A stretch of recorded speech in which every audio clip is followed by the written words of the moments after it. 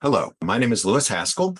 Since the election of Donald Trump, we've been hearing from a lot of clients who are concerned about their immigration status. I've been making a series of videos about immigration in the age of Trump. This is a more interesting group because President Trump has indicated that deporting so-called criminal aliens, people who have green cards or have no status at all even, but I'm going to focus this one on the lawful permanent residents and have committed a crime. And here in Lowell, this gets particularly interesting because we have such a large Southeast Asian refugee community. The Crimigration issue is very much complicated by the issue of a memorandum of understanding. What is our agreement with the country that the person is from as to whether or not they'll even take them back?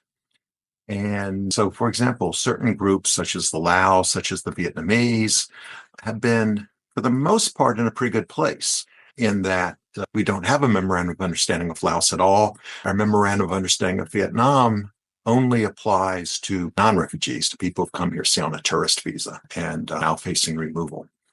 With Cambodia, we do have a memorandum of understanding, but it gives Cambodia itself a lot of discretion as to who to take back because, frankly, the folks who came here as refugees, or for the folks really who came here as refugees, the government of Cambodia has no record of them. Most were actually born in Thailand in a refugee camp, and even the ones who were born in Cambodia, the registries were all destroyed by war. They were destroyed by the Khmer Rouge. They were destroyed during the Civil War. The situation is a mess, and there's just no record of these folks.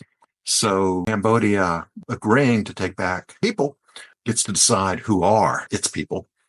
And for the most part, the government of Cambodia has not taken back a lot of people, but they did start taking back during actually late in the Obama administration, continued to take back, probably took back more during the first Trump administration, but then started to push back on that and hasn't taken back all that many in the past several years.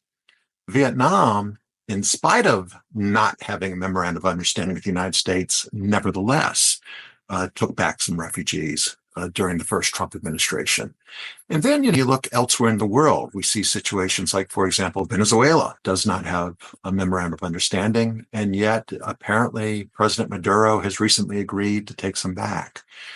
We've had issues with Mexico saying they weren't and then they are, with Colombia, saying they weren't and then they are. And so in this situation, kind of to begin the process by just trying to figure out what is going on between the United States and their home country.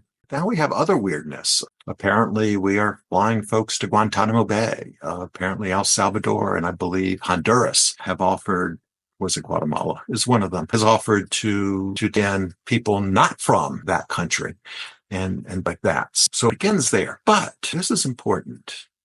There are a lot of folks who may have done something that's problematic, who do not have deportation orders or technical legally final orders of removal on their heads.